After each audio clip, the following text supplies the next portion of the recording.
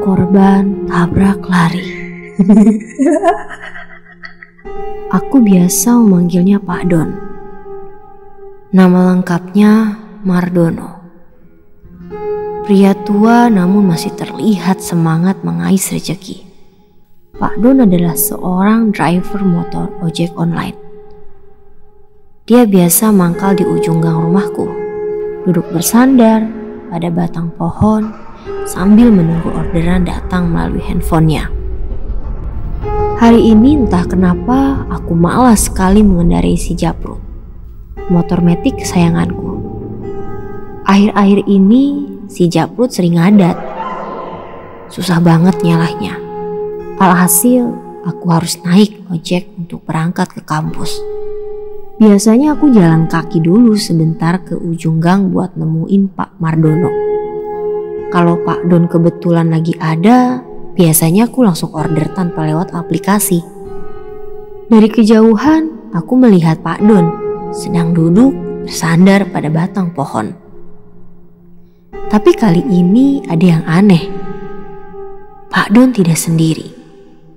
Ada anak kecil yang bersembunyi di balik pohon itu. Anak kecil itu perempuan, kisaran umur 7 tahunan, rambutnya dikepang 2. Dia mengenakan gaun yang biasa dipakai anak perempuan ketika merayakan pesta ulang tahun. Tapi anehnya, warna kulit anak perempuan itu sangat pucat. Aku melihatnya lebih ke putih kebiru-biruan. Anak kecil itu mengintip dari balik pohon untuk mengamati Pak Don yang sedang fokus dengan handphonenya. Neng Devita, ngagetin aja kayak hantu. Pak Don terlihat kaget dengan kedatanganku yang tiba-tiba.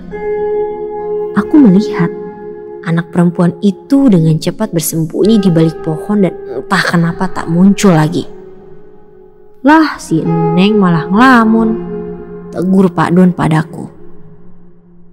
Aku tersadar dan mencoba bersikap biasa saja di depan Pak Don. Iya nih Pak, maaf, maklum lagi banyak tugas kuliah, ucapku sambil cengengesan. Anterin saya ke kampus yuk Pak. Tapi biasa ya, saya males pakai aplikasi, nanti saya lebihin deh, lanjutku kepada Pak Don. Pak Don terlihat senang lalu bangkit berdiri dan berjalan dengan semangat menuju sepeda motornya. Sementara aku masih diam tak bergerak sambil menatap pohon dengan penuh rasa penasaran. Neng, ayo! Teriak Pak Don yang sudah duduk di atas sepeda motornya. Aku yang tersadar bergegas menghampiri Pak Don. Lalu sepeda motornya yang kami tumpangi melaju pergi meninggalkan pohon tersebut. Selama perjalanan, Pak Don seperti biasa selalu curhat tentang sepinya orderan di masa pandemi ini. Sementara aku masih memikirkan anak perempuan itu siapa. Siapa ya dia? Manusia atau hantu? Pikirku dalam hati. Tiba-tiba Pak Don menghentikan laju motornya dengan mendadak. Aku yang sedang melamun tersentak sangat kaget. Ya ampun, hati-hati dong Pak, teriakku yang panik. Maaf Neng, maaf. Tadi perasaan saya kayak lihat ada banyak orang gitu yang mau nyebrang sambil gotong-gotong keranda mayat, jawab Pak Don yang tak kalah paniknya. Aku refleks memperhatikan sekitar, tapi aku tak melihat apapun. Pak Don, jangan bercanda ah, aku takutin saya aja nih, ucapku yang sedikit kesal kepada Pak Don. Demi Allah Neng, barusan saya lihat kok, sumpah deh, jawab Pak Don yang mencoba meyakinkanku. Aku hanya diam. Aku yakin Pak Don tak pernah bohong.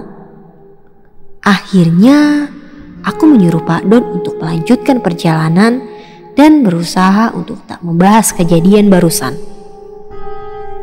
Oh ya Neng, besok Neng pesen ojek lewat aplikasi aja ya. Saya mau pulang kampung dulu, kangen sama cucu. Pak Don yang kembali memulai obrolan denganku. "Lah, bukannya minggu kemarin Bapak baru pulang kampung ya?" tanyaku kepada Pak Don. "Iya nih Neng, tapi gara-gara tadi pagi saya nolongin anak kecil yang korban tabrak lari itu ke rumah sakit, saya jadi ingat cucu saya Neng di kampung," jawab Pak Don. Anak kecil?" tanyaku yang gugup. "Iya, anak kecil. Perempuan sekitar umur 7 tahunan gitu Neng. Parah pokoknya. Gak tahu deh tuh anak selamat atau enggak. Mudah-mudahan sih selamat. Kasian soalnya masih kecil," Pak Don yang coba menjelaskannya kepadaku. Aku tertunduk. Teringat anak kecil yang aku lihat di balik pohon tadi. Apa jangan-jangan tak sengaja tatapanku mengarah pada bagian pinggang Pak Don. Aku melihat ada berkas bercak darah yang masih menempel di jaket yang dikenakan Pak Don. Aku seketika merinding. Bercak darah itu masih terlihat kental dan segar.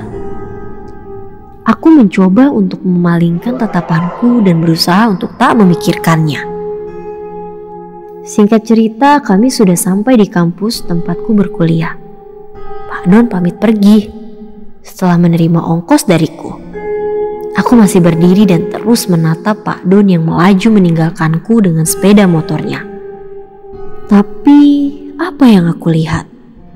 Aku melihat anak perempuan itu duduk di sepeda motor sambil memeluk erat pinggang Pak Don. Aku mendadak tak bisa bergerak. Kepala anak perempuan itu terus menengok ke belakang, menatapku dengan tajam. Aku hanya diam, tak sanggup berbuat apa-apa. Badanku sulit digerakkan dan aku lemas. Setelah motor yang dikendarai Pak Don menghilang di tikungan, aku baru bisa menarik nafas dengan lega. Namun tatapan anak perempuan itu masih terus terbayang di pikiranku. Akhirnya aku memutuskan untuk kembali pulang ke rumah. Badanku semakin terasa lemas rasanya. Singkat cerita, aku sudah berada di kamarku.